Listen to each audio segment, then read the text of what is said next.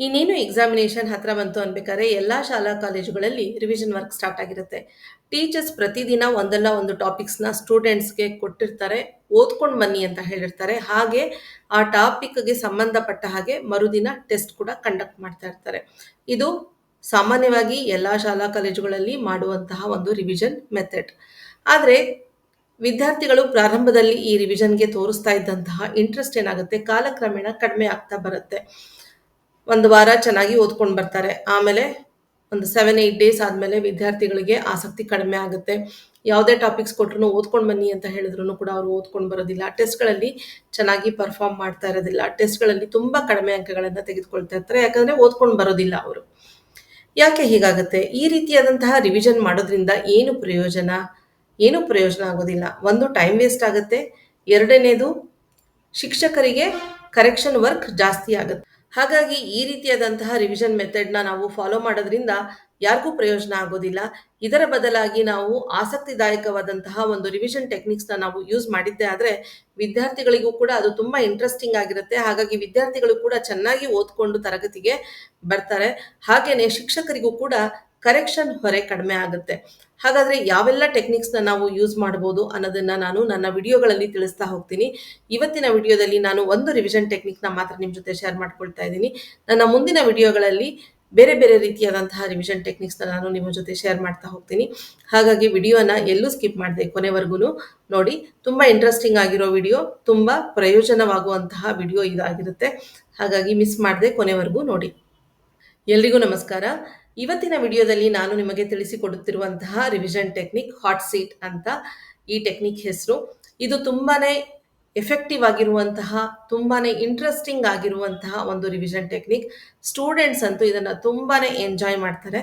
ಈಗ ಈ ಒಂದು ಹಾಟ್ ಸೀಟ್ ಟೆಕ್ನಿಕ್ನ ನಾವು ಯಾವ ರೀತಿ ತರಗತಿಯಲ್ಲಿ ಅಳವಡಿಸಬಹುದು, ಯಾವ ರೀತಿ ಇಂಪ್ಲಿಮೆಂಟ್ ಮಾಡಬಹುದು ಅನ್ನೋದನ್ನ ನೋಡೋಣ. ಮೊದಲನೇದಾಗಿ ಇಲ್ಲಿ ಶಿಕ್ಷಕರು ಮಾಡಬೇಕಾಗಿರುವಂಥದ್ದು ಇಷ್ಟೇ. ನೀವು ಯಾವ ಟಾಪಿಕ್‌ನ ರಿವೈಸ್ ಮಾಡಬೇಕು ಅನ್ಕೊಂಡಿದ್ದೀರಾ, ಆ ಟಾಪಿಕ್‌ನ ವಿದ್ಯಾರ್ಥಿಗಳಿಗೆ ಓದ್ಕೊಂಡು ಬರೋದಕ್ಕೆ ಹೇಳಿ. ಇಲ್ಲಿ ನೀವು ಒಂದು 4-5 ಕಾನ್ಸೆಪ್ಟ್ಸ್ ಕೊಡ್ಬೋದು, ಅಥವಾ ಒಂದು ಕಂಪ್ಲೀಟ್ ಚಾಪ್ಟರ್‌ನ ಓದ್ಕೊಂಡು ಬನ್ನಿ ಅಂತ ಹೇಳ್ಬೋದು, ಅಥವಾ ಕೆಲವೊಂದು ಗ್ರಾಮರ್ ಪಾಯಿಂಟ್ಸ್ ಕೊಡ್ಬೋದು, ಅಥವಾ ಒಂದು 4-5 ಫಾರ್ಮುಲಾಸ್ ಕೊಟ್ಟು ಅದರ ಅಡಿಯಲ್ಲಿ ಕೆಲವೊಂದು ಪ್ರಾಬ್ಲಮ್ಸ್‌ನ ಕೊಡ್ಬೋದು. ಹೀಗೆ ಯಾವ ಟಾಪಿಕ್‌ನ ನೀವು ರಿವೈಸ್ ಮಾಡಬೇಕು ಅಂತ ಅನ್ಕೊಂಡಿದ್ದೀರಾ, ಆ ಟಾಪಿಕ್‌ನ ವಿದ್ಯಾರ್ಥಿಗಳಿಗೆ ಓದ್ಕೊಂಡು ಬರೋದಕ್ಕೆ ಹೇಳಿ.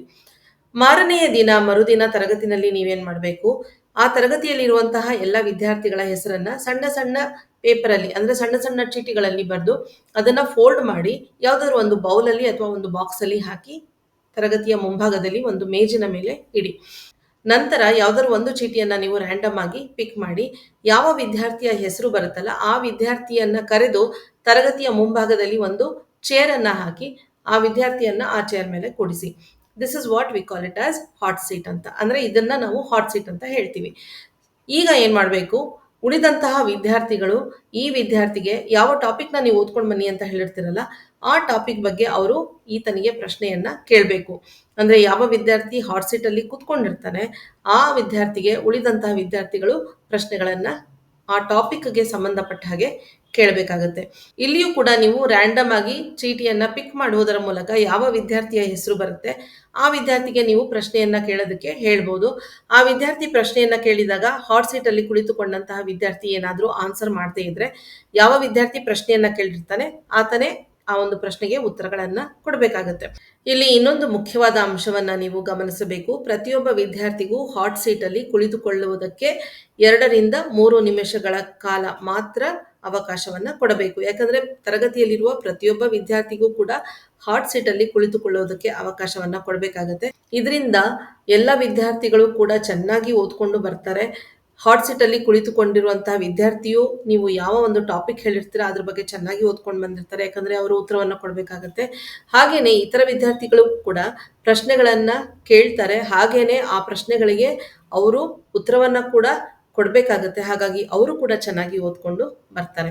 ಇದು ತುಂಬಾ ಇಂಟ್ರೆಸ್ಟಿಂಗ್ ಆಗಿರುವಂತಹ ಒಂದು ಟೆಕ್ನಿಕ್ ಆಗಿರುತ್ತೆ. ದಯವಿಟ್ಟು ಈ ಟೆಕ್ನಿಕ್‌ನ ನೀವು ತರಗತಿನಲ್ಲಿ ಅಳವಡಿಸಿ ನೋಡಿ. ವಿದ್ಯಾರ್ಥಿಗಳು ತುಂಬಾನೇ ಎಂಜಾಯ್ ಮಾಡ್ತಾರೆ. ನಿಮಗೂ ಕೂಡ ಕರೆಕ್ಷನ್ ಹೊರೆ ಕಡಿಮೆ ಆಗುತ್ತೆ. ನಿಮಗೂ ಕೂಡ ಒಂದು ಐಡಿಯಾ ಬರುತ್ತೆ, ವಿದ್ಯಾರ್ಥಿಗಳು ಎಷ್ಟು ಓದ್ಕೊಂಡು ಬಂದಿದ್ದಾರೆ, ಅವ್ರಿಗೆ ಎಷ್ಟು ಅರ್ಥ ಆಗಿದೆ, ಅವ್ರಿಗೆ ಯಾವ ಪಾಯಿಂಟ್ಸ್ ಅರ್ಥ ಆಗಿಲ್ಲ, ಅವರು ಎಲ್ಲಿ ತಪ್ಪು ಮಾಡ್ತಾ ಇದ್ದಾರೆ ಅನ್ನೋವಂಥ ವಿಷಯ ಮಾಹಿತಿ ಕೂಡ ನಿಮಗೆ ಗೊತ್ತಾಗುತ್ತೆ.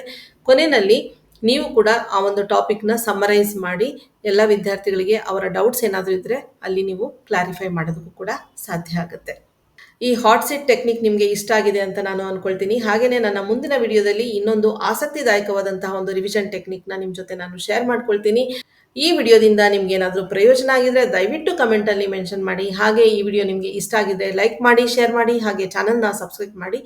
ಹಾಗೆ ಬೆಲ್ ಐಕಾನ್ ಅನ್ನು ಪ್ರೆಸ್ ಮಾಡಿ. ಇದರಿಂದ ನಾನು ಅಪ್ಲೋಡ್ ಮಾಡುವಂತಹ ಎಲ್ಲ ವಿಡಿಯೋಗಳ ನೋಟಿಫಿಕೇಶನ್ ನಿಮಗೆ ಸಿಗುತ್ತೆ. ನನ್ನ ಮುಂದಿನ ವಿಡಿಯೋದಲ್ಲಿ ಮತ್ತೆ ನಾನು ನಿಮ್ಮನ್ನ ಭೇಟಿ ಮಾಡ್ತೀನಿ. ಅಲ್ಲಿವರೆಗೆ ನಮಸ್ಕಾರ, ಧನ್ಯವಾದ.